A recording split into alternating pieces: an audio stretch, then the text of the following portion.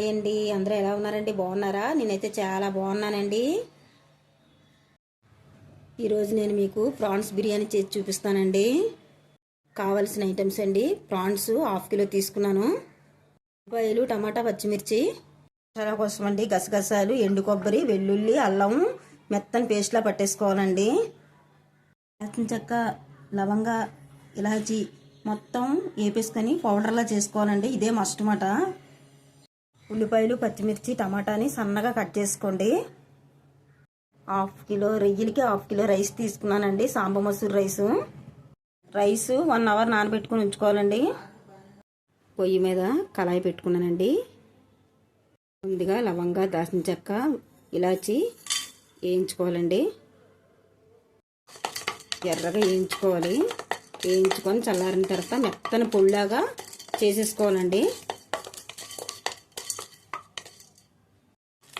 వేగిపోయినాయండి. Spices తీసేసుకుందాం. కళాయిలో oil పోసుకున్నానండి, heat ఎక్కుతుంది. ఇప్పుడు మీకు ఇందాక చూపించాను 6 ఉల్లిపాయలు, 3 ఉల్లిపాయలు సన్నగా కట్ చేసుకున్నానండి. ఫ్రైడ్ ఆనియన్స్ గురించి ఎర్రగా వేయించేసుకోవాలి ఈ ఆనియన్స్ని. చూడండి, ఆనియన్స్ అయితే బాగా వేయిపోయండి. ఇలాగ వేయించుకోవాలన్నమాట. మొత్తం ఇలా వేయించుకొని తీసుకోండి. అదే ఆయిల్లో కొంచెం పసుపు వేసుకోవాలండి, కొంచెం కారం వేసుకోవాలి. వేసుకున్నామండి.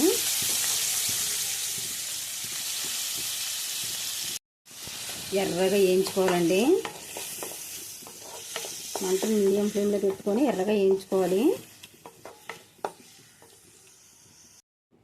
కొంచెం సాల్ట్ వేసుకోవాలి. కలుపుకొని వాటర్ మొత్తం ఇంకిపోవాలండి. బాగా ఎర్రగా వేగిపోవాలి. చూసారా ఆయిల్ ఎంత స్ప్రెడ్ అవుతుందో? ఇంత హార్డ్గా వేగాలండి ప్రాను. ఇంత బాగా వేగితే అంత టేస్ట్గా ఉంటుంది అనమాట. చప్పదనం అన్నది ఉండదండి ఇలా వేయించుకోవడం వల్ల. కారం, ఉప్పు, పసుపు వేసాం కదా, చాలా క్రిస్పీగా చాలా టేస్ట్గా ఉంటుంది అన్నమాట అండి. సరిపోద్దండి, ఇలా వేగితే సరిపోతుంది అన్నమాట. పొయ్యి మీద అయితే గిన్నె పెట్టుకున్నానండి, బిర్యానీ గిన్నె.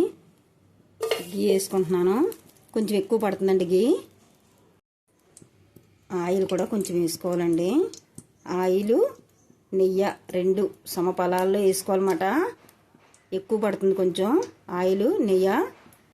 స్పైసెస్ వేసుకోవాలండి. కొంచెం ఎర్రగా వేయించుకోవాలి. వేయించుకోండి. ఆనియన్స్ వేసుకోవాలి,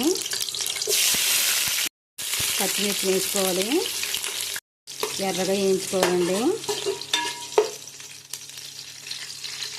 ఉల్లిపాయలు, పచ్చిమిరపకాయలు ఎర్రగా వేగాయి. ఇప్పుడు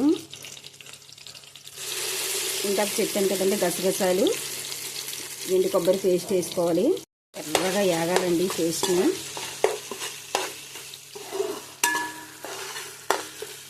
ఎంత ఎర్రగా వేగి ఎంత వేగితే అంత బాగుంటుంది అన్నమాట. టేస్ట్గా కమ్మగా ఉంటుందండి.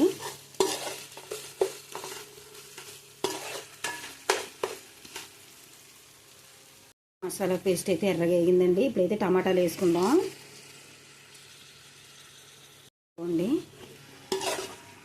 కలుపుకొని మంట మీడియం ఫ్లేమ్లో పెట్టుకొని మెత్తగా సాఫ్ట్గా మగ్గించేసుకోవాలి టమాటాను కూడా. చూడండి, టమాటా మసాలా మొత్తం బాగా మగ్గిందండి. ఇప్పుడు రైస్ వేసుకుందామండి. మసాలా పేస్ట్లో రైసు ఎర్రగా వేగిపోవాలండి.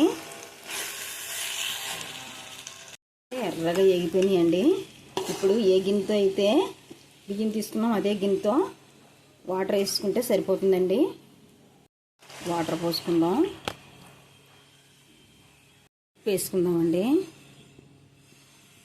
బాగా కలిపేసుకొని మూత పెట్టుకొని ఉడికించేసుకోండి. మంటను మీడియం ఫ్లేమ్లో పెట్టుకోవాలండి.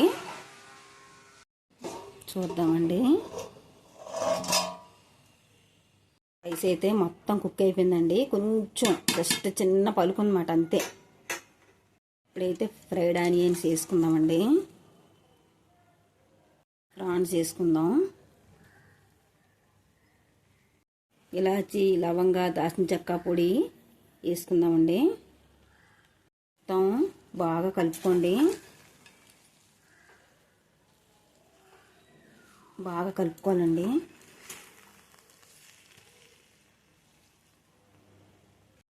కొంచెం కొత్తిమీర వేసుకోవాలండి.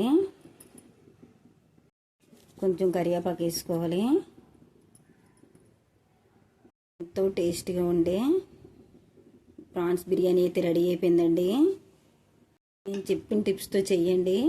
చాలా టేస్ట్గా, చాలా కమ్మగా ఉంటుందండి. ప్రాన్స్ కూడా ఇలా ఏపీ చేయడం వల్ల చాలా టేస్ట్గా ఉంటాయండి. నేను చేసిన విధంగా మీరు చేస్తే మాత్రం టేస్ట్ అయితే సూపర్గా ఉంటుందండి. నా ఛానల్ అయితే కొత్త ఛానల్ అండి. చాలా మంది చూస్తున్నారు కానీ నాకైతే లైకులు చేయట్లేదు, సపోర్ట్ కూడా చేయట్లేదండి. మీరు లైకులు చేసి నాకు కామెంట్స్ పెట్టి సపోర్ట్ చేస్తుంటేనే నేను కూడా చాలా హ్యాపీగా ఉంటాను. మీకు మంచి మంచి వీడియోస్ అన్ని పెట్టగలుగుతానండి. ఒక్క వీడియో అయినా వైరల్ అవుతుందేమోనని ఎంతో ఆశగా ఎదురు చూస్తున్నానండి. ఈ వీడియో అయినా వైరల్ అవుతుందేమో అని ఎదురు చూస్తూ ఉంటానండి. నా కొత్త ఛానల్ను లైక్ చేయండి, షేర్ చేయండి, సబ్స్క్రైబ్ చేయండి please. Thank you so much అండి.